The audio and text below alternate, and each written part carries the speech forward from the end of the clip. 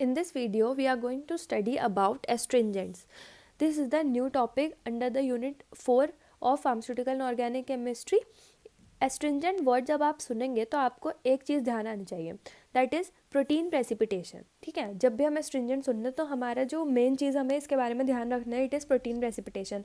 जो भी compounds protein precipitation cause करेंगे they will be acting as an astringents.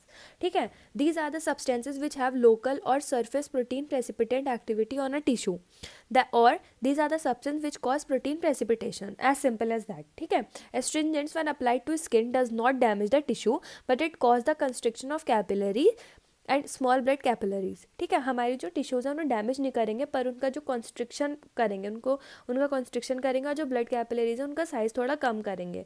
They form a protective layer which एक protective layer form करते हैं जो क्या करेगा, which protect against bacteria and fungi and reduce the exudation. It stop bleeding from small cuts and reduce the inflammation by decreasing the supply of blood to the tissues. ठीक है, mechanism of action इसका क्या रहेगा, the protein precipitation is brought by stringent.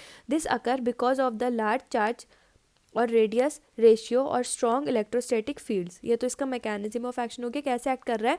ये हमारा जो स्ट्रिंजेंट्स हैं ये चार्ज बाय रेडियस रेशियो या फिर स्ट्रॉन्ग इलेक्ट्रोलाइटिक फील्ड जो जनरेट करता है उसकी वजह से प्रोटीन प्रेसिपिटेशन कॉज करता है. The metal forms complex with various polar groups present on the protein or an enzyme. This complexation of important functional group of protein causes the change in property of protein. ठीक है, इसकी वजह से क्या होता है, जो प्रोटीन है उसकी प्रॉपर्टी चेंज हो जाती है. Astringents also have other uses to treat diarrhoea. They are also use to treat diarrhoea, to promote healing process. ये हमारी वुंड हीलिंग को स्पीड अप करते हैं. They also possess deodorant properties, smell भी मतलब प्रोड्यूस करते हैं डिओड्रेंट. दे डिक्रीज स्वेटिंग, जो हमारा स्वेट है उसको भी रिड्यूस करते हैं, तो इसलिए हम इसको डिओड्रेंट की तरह भी यूज़ करते हैं. ठीक है, तो अब एस्ट्रिंजेंट में the first drug that we are going to study is potash alum.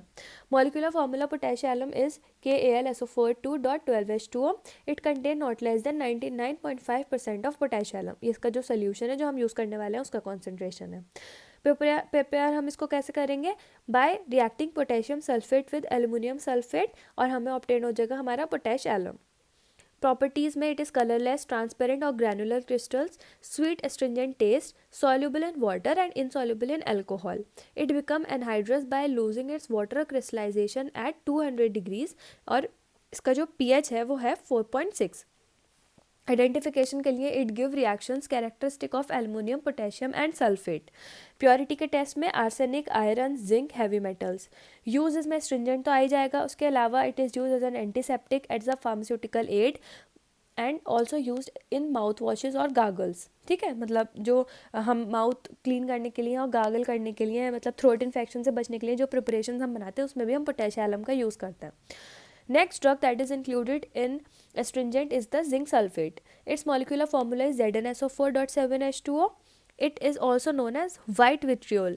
अभी तक हम बहुत सारे विट्रियोल पढ़ते आ रहे हैं, तो आपको कलर के अकॉर्डिंग पता होना चाहिए कि कौन सी ड्रग को क्या बोलते हैं. ठीक है, तो ये सब कॉम्पिटिटिव एग्जाम्स के लिए बहुत इंपॉर्टेंट रहता है, और प्लस आपके जो एग्ज़ाम्स होते हैं थ्योरी एग्जाम्स उनके लिए भी. It contain about 99% of zinc sulphate. अब हम देखते हैं how do we prepare it. It is prepared by the action of dilute sulphuric acid on zinc oxide by boiling metallic zinc with dilute sulphuric acid. ठीक है, अब properties में it is colorless, transparent crystals or crystalline powder. It is odorless. Taste is metallic and astringent. It is efflorescent in dry air. It is soluble in water, glycerine, but it is insoluble in alcohol. बहुत simple terms में दिया हुआ है, ये तो बहुत understood है. फिर टेस्ट फॉर प्योरिटी में we perform test for acidity, aluminium, copper, magnesium, manganese, nickel, iron, clarity and colour of solution. Chemical properties में we have it form double salts in potassium and aluminum salt. For example, K2SO4.6H2O. It form white precipitate with potassium ferrocyanide. On strong heating, it loses water of crystallization, leaving a residue of zinc oxide. इसके uses में we have it is use as an astringent in lotions and eye drops. It is use as an emetic in condition of zinc deficiency like acromegadermatitis. It is also used as an antiseptic. So these are certain uses of it.